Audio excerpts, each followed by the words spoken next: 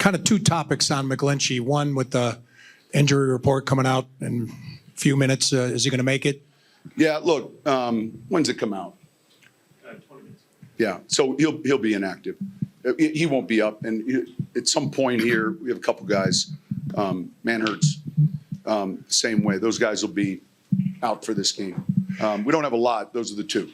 And then you were going to have, or you did have this streak going where all the offensive linemen started every game this year. Do you care about those kind of things, which would have been the first time since 2011? Yeah,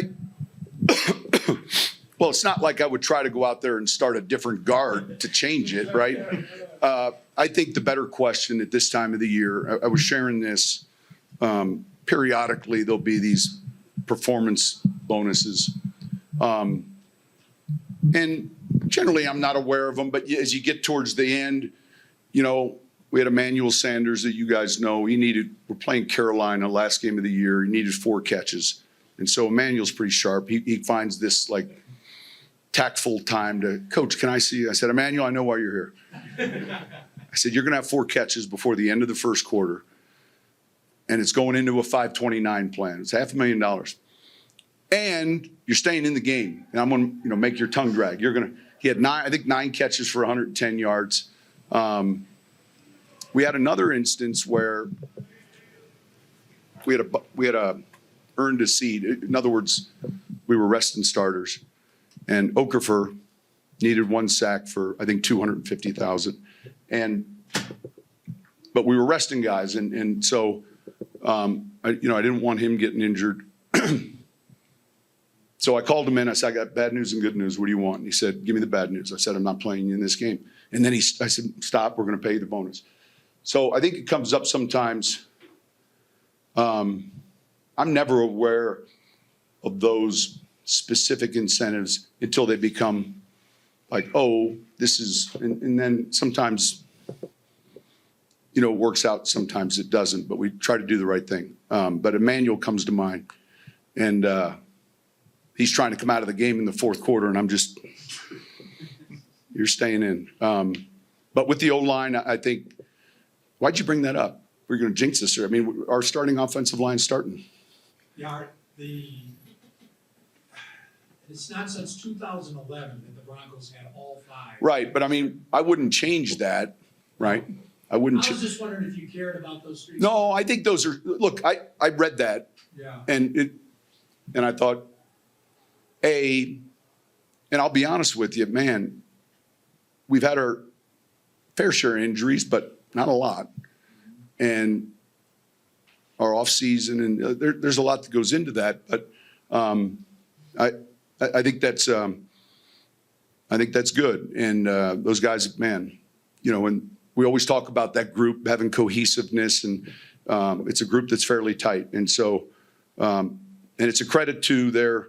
I really would say the story is, when you watch that group work out, it's impressive, and so it's a credit or testament to their off season to be, it's hard to do in this league, but overall, it's been an area that I've been pleased with, and now it's uncomfortable lifting how we lift and practicing sometimes, but I just think. Experience has told me that to get ready for games, it's just hard to if you're not prepping the right way. Related, I guess, when you have guys that are going to be inactive the last week, do you think about reserve injured so that you can create roster spots for guys coming up, or do you just sort of play? No, it's a real good question. This is the time of year where they're coming after yours and you're going after theirs. Practice squad. If you have a spot.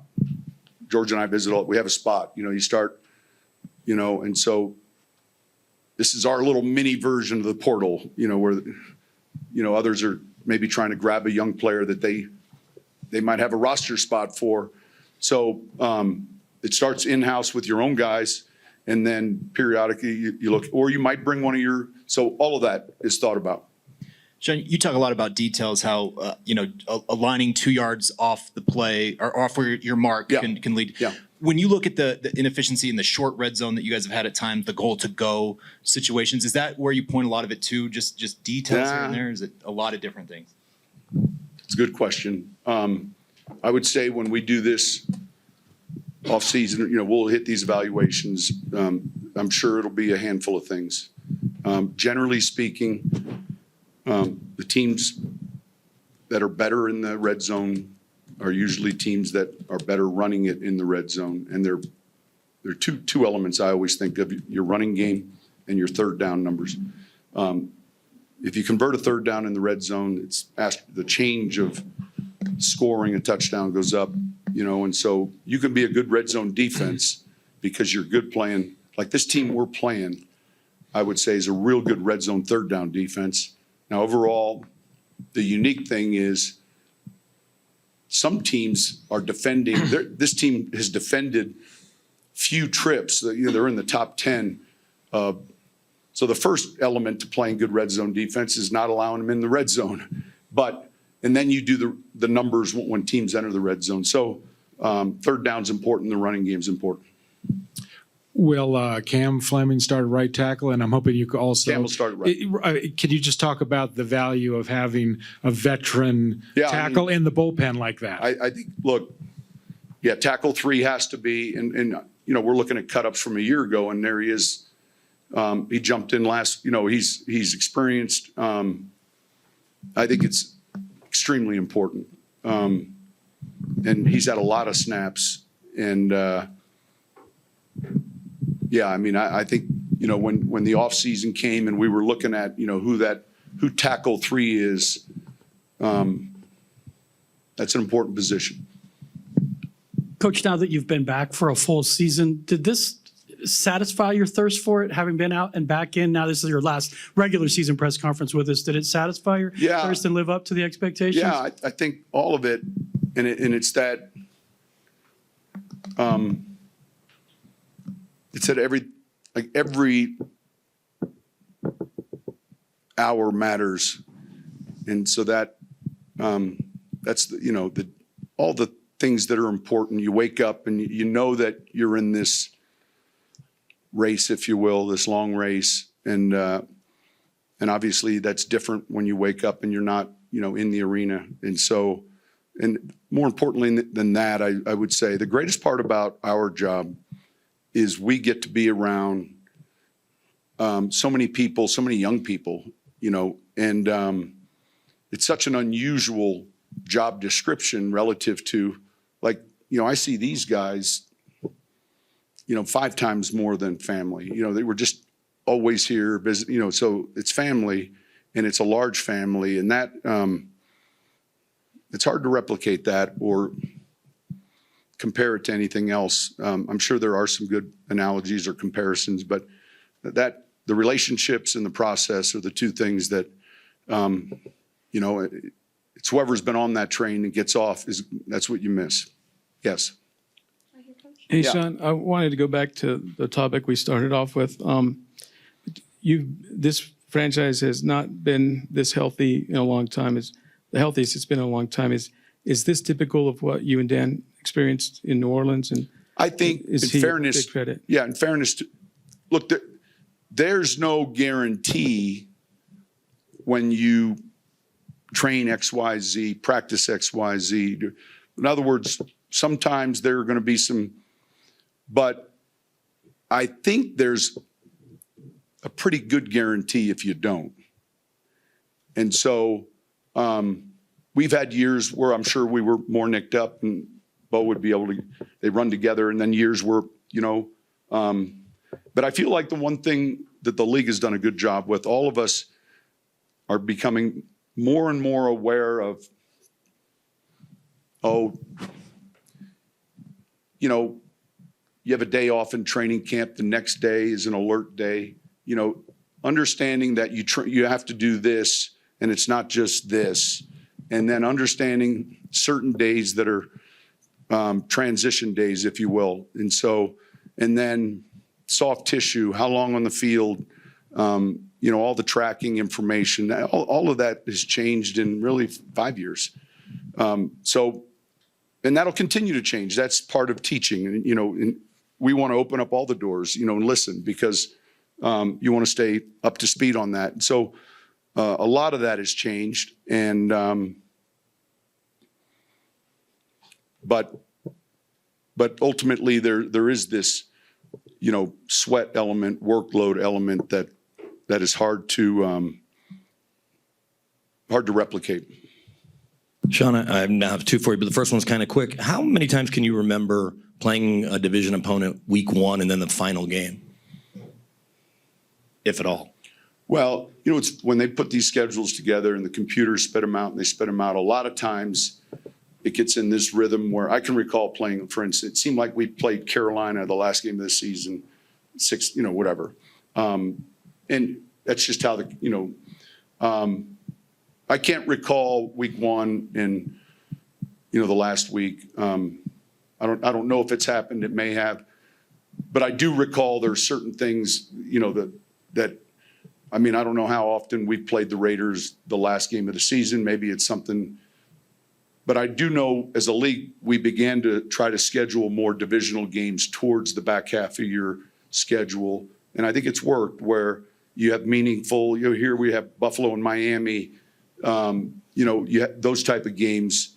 So typically you're into your division again late in the year. I can't recall though first one and last one. I don't know that I can remember. And then going to the bonus thing, because there's millions of stories of teams that are sitting guys or keeping an eye on those snaps or whatever. So how important is it to get those guys those bonuses because they do count against your cap? Yeah, that's fine. I think I would say to you, it's money well spent as opposed to well saved relative to your team, your locker room, and everything else. You could call up Emmanuel right now and you don't think that matters, or Okafor or Sproles or Jimmy Graham. We had one game where my sports information guy, it was, I can't recall, everything was, it was like, hey, and some of it was record. The 11 season towards the end of the year against Atlanta, there was like 11 things going on, between, and then Graham's competing with Gronk and they're playing at the same time. And I'm getting him telling me Gronk just caught a 30-yard spear. We're behind 10. And so all of that stuff matters to these guys and within reason. But I think just doing the right thing when it comes to that. And we have one specific one. I'm not going to tell you who. I'll tell you after next week that this is a little challenging for me. But there's one going into this game that I'm working on. It's just a little bit more difficult than Emmanuel's 4 catches. I'll just say that. Yeah. Hey, Sean, you alluded to this a few days ago, but for you, what is the value of taking that few days after the season to get separation before you dive into the film review and grading all the players over the course of the year? I think it's important, just we don't want to emotionally grade, period. So typically the season ends, we have team meeting, we'll visit with the players Monday, and then that week, Tuesday, Wednesday, Thursday, the coaches are working on just putting together their reports on their players. Just a lot of it is snaps, play time, an overall report, and they can put it into the computer, and that's what next week is. And then the following week they're off. And then Monday, whatever day that is, when we're back, we start, the roster review, and that usually takes 3, maybe 4 days. We'll hear from the trainers, we'll hear from the strength coaches, every player that came through our doors that's here. We'll discuss in-depth health in all elements of the program, and then we get into, I think one of the things then we get into scheme review, cut-ups, offensively and defensively for a good 2 weeks. And then free agency kind of, begins to pick up relative to projects. Then there's a whole litany of it, but the calendar, the calendar's done all the way up until we break in the summer. The only thing I don't have is when training camp starts, and that's based on a little bit of the preseason. So the calendar is pretty much laid out from here through the end of the off-season program before summer break. All right, thank you guys.